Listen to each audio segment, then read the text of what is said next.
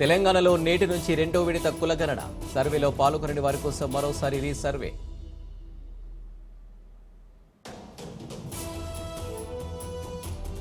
నేడు వరంగల్లో కేంద్ర మంత్రి కిషన్ రెడ్డి పర్యటన.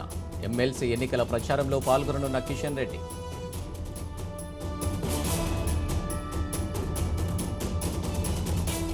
ఇవాళ ఖమ్మం జిల్లాలో భట్టి, తుమ్మల, పొంగులేటి పర్యటన. పలు అభివృద్ధి కార్యక్రమాలు పరిశీలించనున్న మంత్రులు.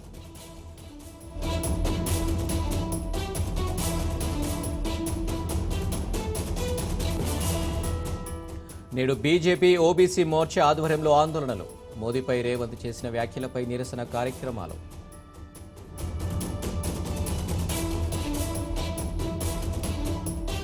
చెత్త పన్ను వేసి ప్రజలను వేధించారు. జగన్పై సీఎం చంద్రబాబు విమర్శలు.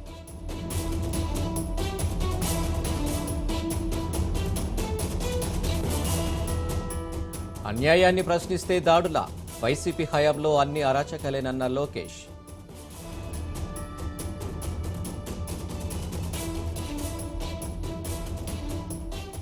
సీఎం రేవంత్ నోరు అదుపులో పెట్టుకుని మాట్లాడాలి, లేదంటే తీవ్ర పరిణామాలుంటాయన్న జగదీశ్వర్ రెడ్డి.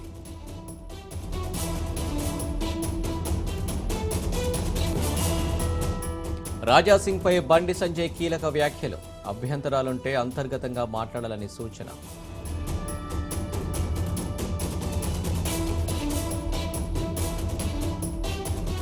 వల్లభనేని వంశీ కేసులో దర్యాప్తు వేగవంతం. హైదరాబాద్లోని వంశీ ఇంట్లో పోలీసుల సోదాలు.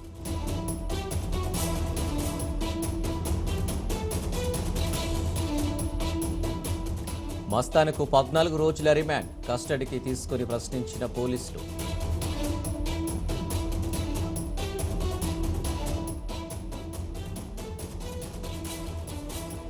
మరోసారి కుప్పకూలిన గోషమహల్ చాక్నవాడి నాలా. పైకప్పు నిర్మాణం జరుగుతున్న సమయంలోనే ఘటన.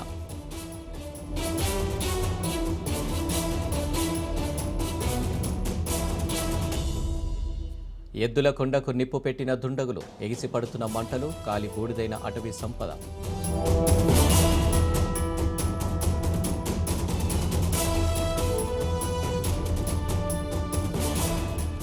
సత్యసాయి జిల్లా బుగ్గబావిలో దుండగుల దుశ్చర్య. అక్క దేవతల విగ్రహాలను ధ్వంసం చేసిన గుర్తు తెలియని వ్యక్తులు.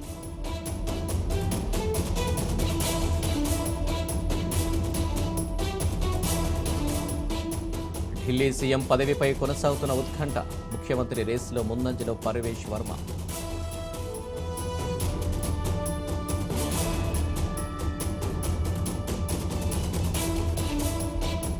ఢిల్లీ మేయర్ పీఠంపై గురిపెట్టిన బీజేపీ. కాషాయ జెండా కప్పుకున్న 3 ఆప్ కౌన్సిలర్లు.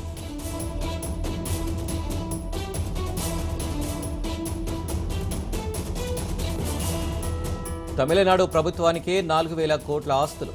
కళ్లు చెదిరేలా జయలలిత ఖజానా.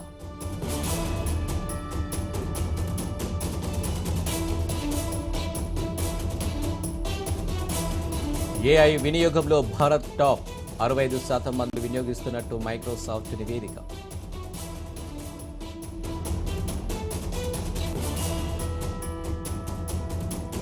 తెలుగు రాష్ట్రాల్లో పెరిగిన ఎండల తీవ్రత. పలుచోట్ల అత్యధికంగా ఉష్ణోగ్రతలు నమోదు.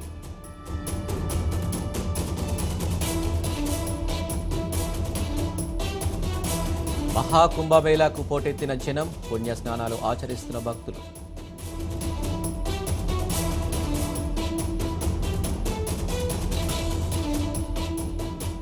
శబరిమల అయ్యప్ప భక్తులకు గుడ్ న్యూస్. 18 మెట్లు ఎక్కగానే దర్శనమయ్యేలా ఏర్పాట్లు.